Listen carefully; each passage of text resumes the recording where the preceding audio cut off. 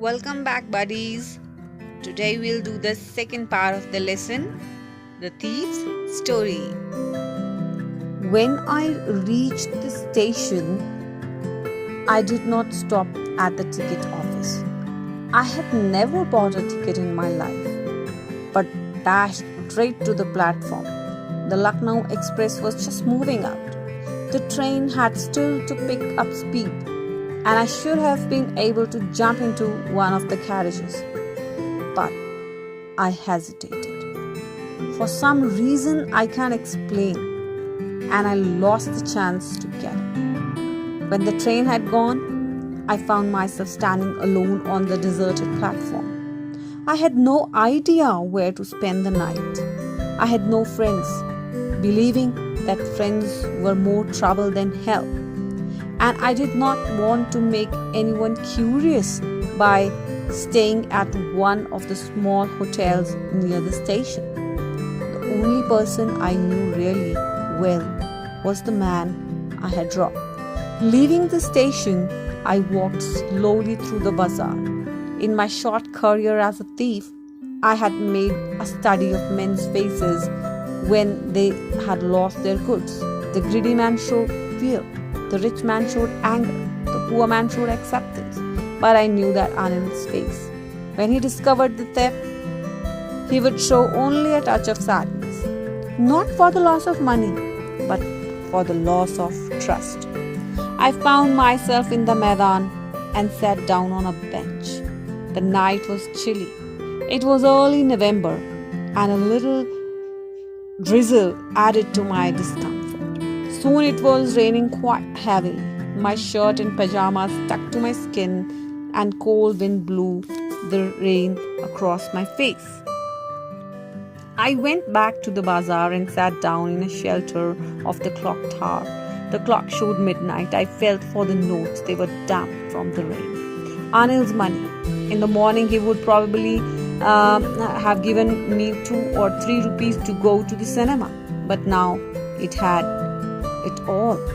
I couldn't cook his meals, run to the bazaar, or learn to write the whole sentences anymore. I had forgotten about them in the excitement of theft. Whole sentences I knew could one day bring me more than a few hundred rupees. It was a simple matter to steal, and sometimes just as simple to be caught.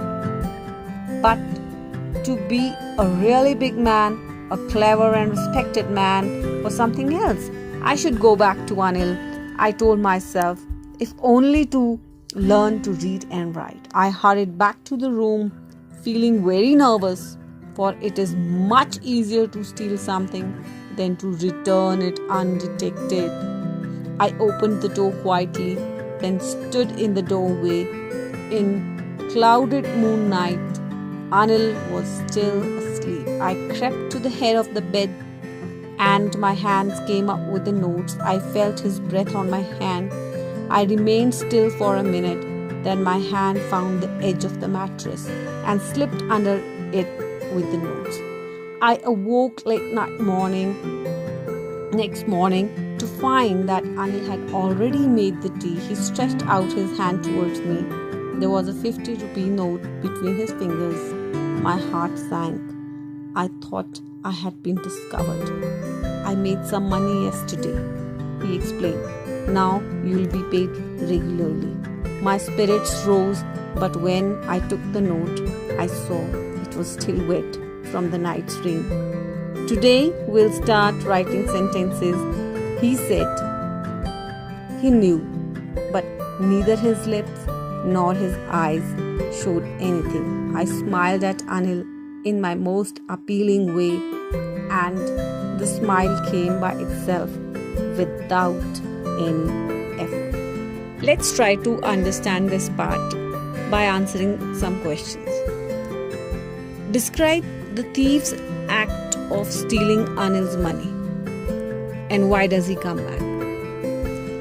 So what happens is that one evening Anil came home with a small bundle of notes. He put it under the mattress. The thief saw this. He quietly stole the money when Anil was asleep. So he ran to the railway station. He wanted to catch the train, but couldn't catch it.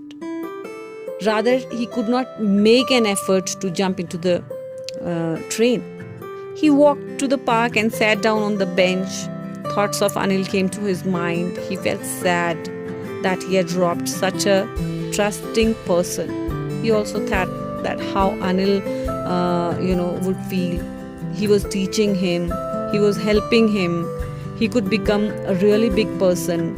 So these thoughts brought about a change in the thief's heart. Actually, Anil's compassionate nature, he being so easygoing and good to Hari Singh, actually changed his heart.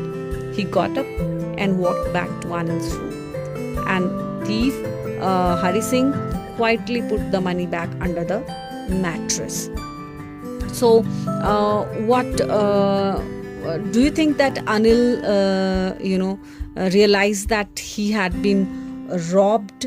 Yes, he actually felt that he has been robbed. He realizes that he has been robbed.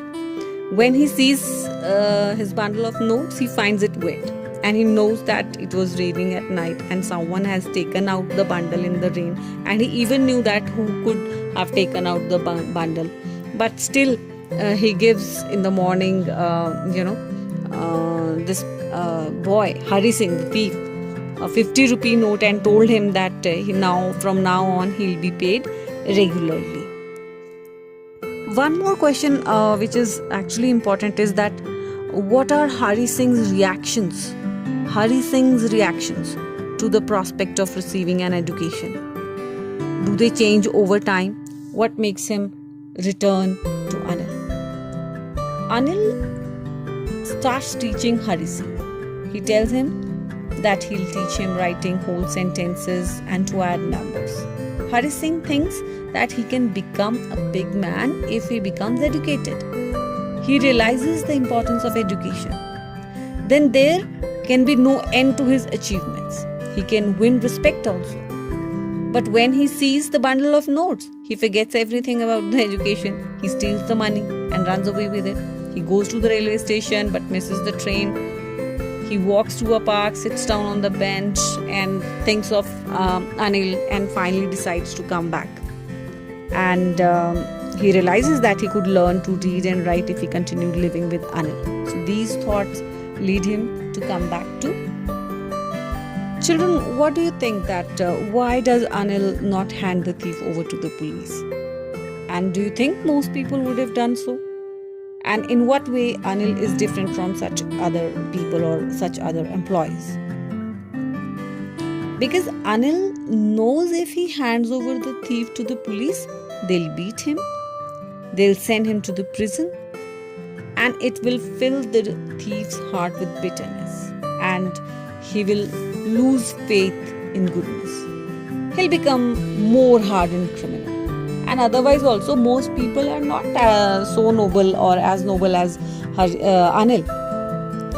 He has been shown. So they would have certainly handed the thief over to the police. But Anil is much different from others. He knows that the thief's intentions from the very beginning.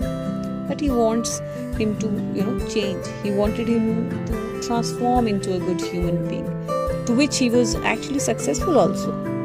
The way Hari Singh was not able to jump into the train, though he could have. So that is why he, wanted to help him, because he wanted to transform him. He not only forgives him, but also keeps him with him even after he betrayed him. So, children, true values of kindness, forgiveness wins everyone's heart, even a thief's heart. I hope you enjoyed this story, and I've even tried to, answer some of the questions which are actually important in this story. Children, I'm sure that you enjoyed it and learned a lot out of this story, and even realized that how important the moral values are. They are actually the pillars for your success. So be morally strong, be morally good to others, and do good to others. So keep learning, enjoy every moment of your life. Bye for now. See you again. Thank you.